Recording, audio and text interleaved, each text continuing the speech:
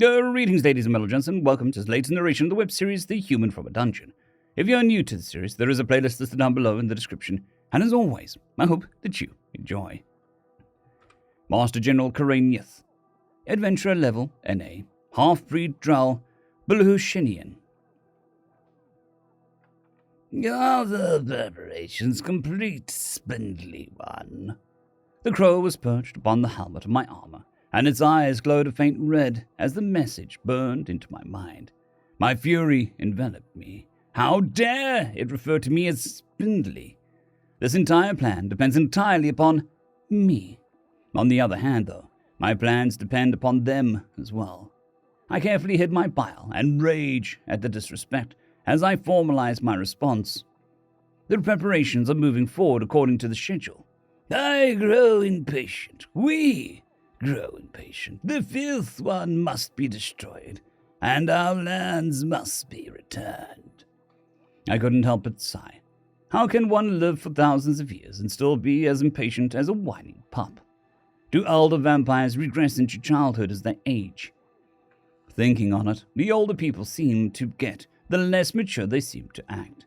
Even members of nobility are no exception. Perhaps maturity follows some sort of bell curve. There is nothing that can be done for your impatience, with the exception of the expert application of your own willpower.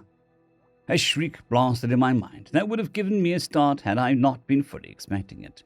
The faint glow of the crow's eyes turned bright as they bored into mine. I met those eyes without blinking, staring down the challenge issued. The vampire controlling the crow knew there was nothing that they could do against me. Soon enough, the coloration faded entirely, and I was left glaring at a very confused Corvid.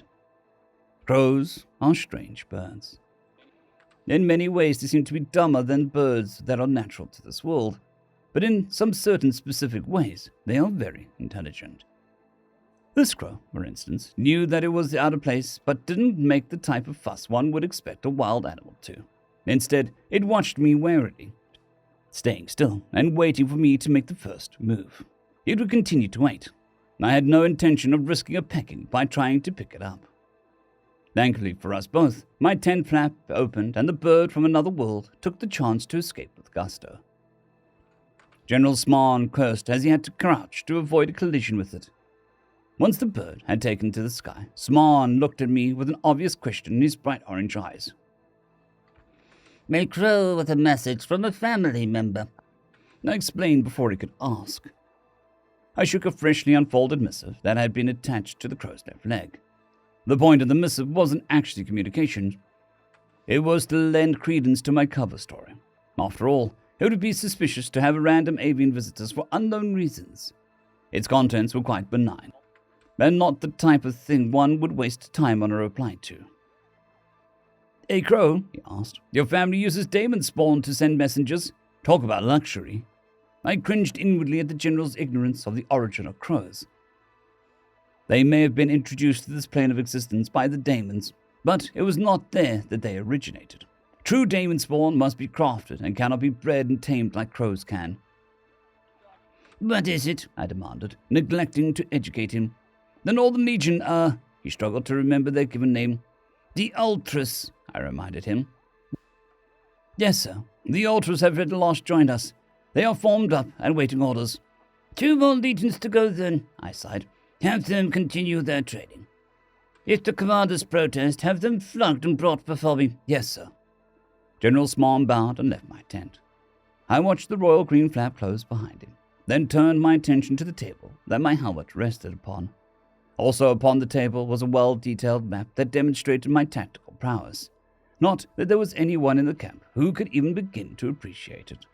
The closest thing that they'd ever seen to a tactic was inadvertently flank an enemy when their rear lines couldn't get to the fight. Amused, I glanced at the missive that had been attached to the crow. "Dearest Karain, are you safe yet? Esmera." Sent from and signed by my youngest sister. That would be a trick. She's currently bound and gagged. To serve as food, of course. There truly is no blood quite as divine as one's own, but only the blood of others can nourish. As such, having family members is quite a boon. The other vampires were jealous of this, but then they were jealous of a great many things. my position, my manner, my power, and even my mission. To them, a half-breed like me rising to such a station is abhorrent. To them, one such as I, rising so high, only serves to demonstrate how low they've fallen. To them, I'm merely an uppity tool, and I've no doubt that some of them plan to assassinate me when they get the chance. But even a half-breed like myself has defenses. It's not as if I asked for this honor, either. My mother was insane and desperately hated King Lothan. He had executed her father and forced her to marry his favorite noble. My father, on paper, was a duke and very well off. My mother's father was a count and barely qualified as nobility. Most women of the kingdom would have been honored, but my mother was furious. Not because she loved her father or hated the duke, but because she perceived the king's actions as slights against her. She openly admitted such to me, with pride in her voice. She had readily agreed to the vampire's plots when they approached her. They needed someone in the king's inner circle, and she was able to provide that. This lasted through the birth of my older brother, and then the plot evolved. They wanted a general who could conquer lands and help them secretly build an army. So she laid with an elven vampire that looked somewhat like my father. The result of the coitus was myself, a half-breed vampire, and my father was never any the wiser. When a vampire lays with another vampire, the resulting offspring is a vampire brood. A twisted-looking thing, similar in appearance to a common ghoul. It is much stronger than a ghoul, and just as smart, but it is much easier to kill than a true vampire. One needs simply to hack it up during the daylight, and the sun will do the rest. A brood's regeneration was much slower than even my own, which is already only about half as fast as a full vampire. When a vampire lays with a mortal, the result is an abomination like myself, the half-breed, as they call it. Half-breeds are more similar to true vampires than the boudoir, but aren't as physically strong. We also age, which is damn near blasphemous to those who have lived for thousands of years. How can we truly be vampires if we are shackled by time like the cattle are? Regardless, my mother was more than happy to give birth to me for the chance at revenge. She made certain to take very good care of me and never let the wet nurse anywhere near me. She would jokingly tell the wet nurse that I was a biter, but it wasn't a joke. I needed blood every day at that stage, and every day she would whisper to me what my purpose in life was, as well as what would happen if anyone else found out about me. It gave me nightmares, but I kept it together. Better than she did, at any rate. On my 15th birthday, she snapped and murdered my father and older brother, stabbing them both repeatedly as they slept. The latter was convenient, as his assassination was forthcoming anyway. I inherited his share of the titles and lands, and the inbred bastard ordered me to execute my own mother to demonstrate my loyalty. She smiled at me as I took her head. The hardest part about it was resisting the blood smell. I immediately got rid of most of my newly acquired staff and replaced them with loyal servants who were in the know. The excuse I gave was that the prior staff was unable to prevent the assassination of my father or my brother, so I could not trust that they had not conspired with my mother. After that, they were grateful to leave the manor alive. My two younger sisters became my primary sources of sustenance. "Did you write this?" I jokingly asked the covered cage in the corner of my tent. Not getting a reply, I walked over to the cage and kicked it. A small, muffled sound answered me. Esmira, my youngest sibling, bound and gagged with silk and kept very weak by regular feedings. I would feel sorry for her, were she not as vicious and vindictive as my mother. I remember my 12th birthday party, where she began to spread rumors that I had sexually assaulted a maid. My crime was that I had hidden her doll for a day, 6 months prior. For that, I was imprisoned and beaten severely by my father. When her actions were discovered, she grinned and admitted that she was joking around. Her punishment had simply been a scolding from father.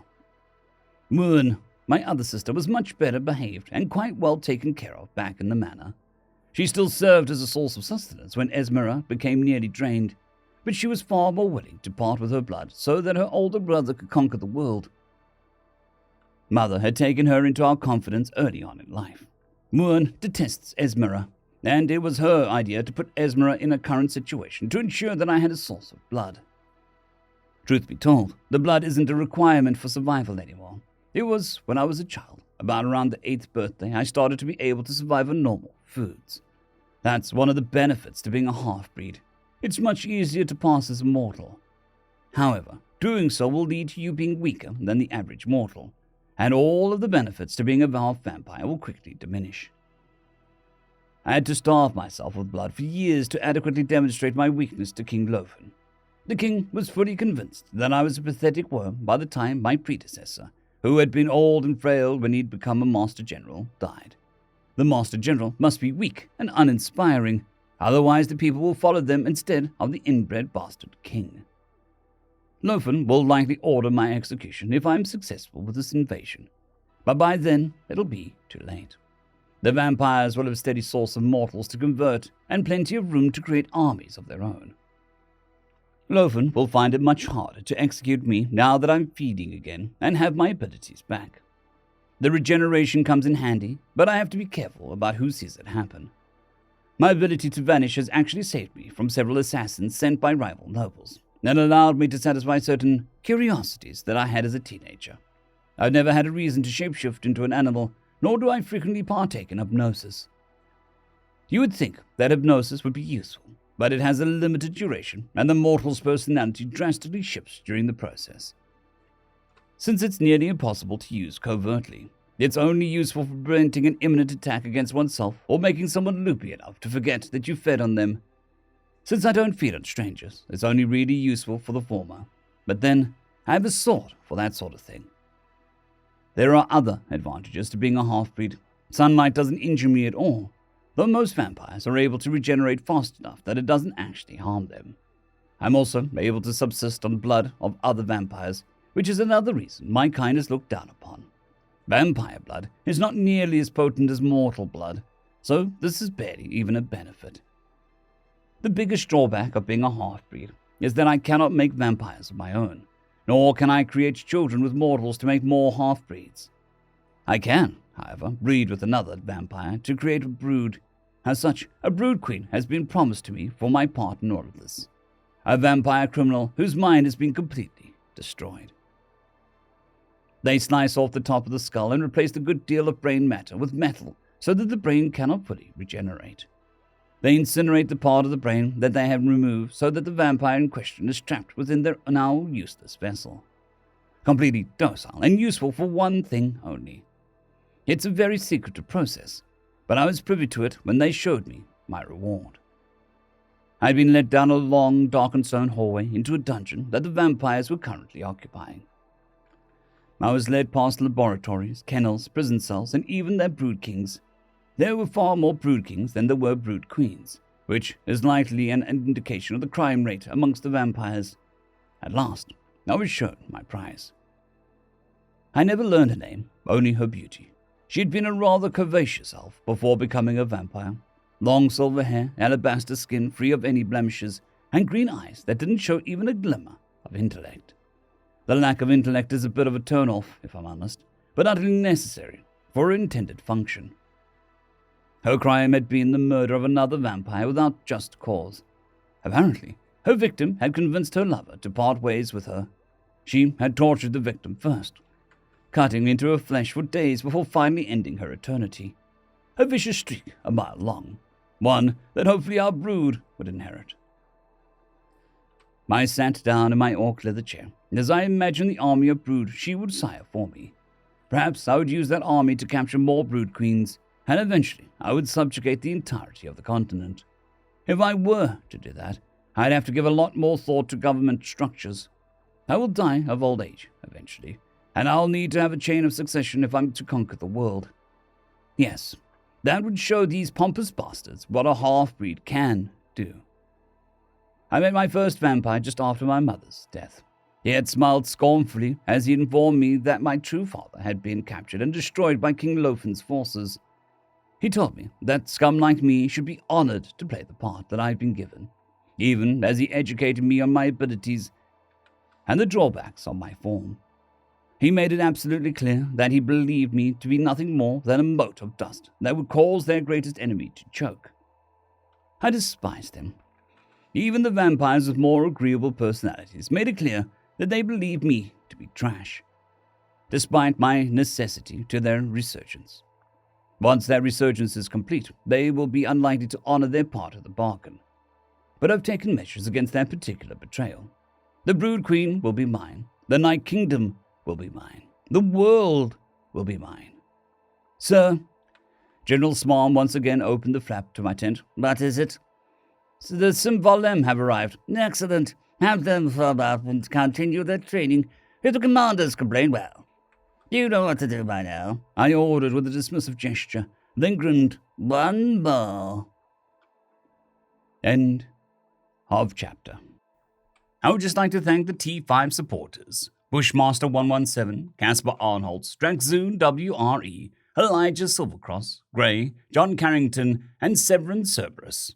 Thank you very much.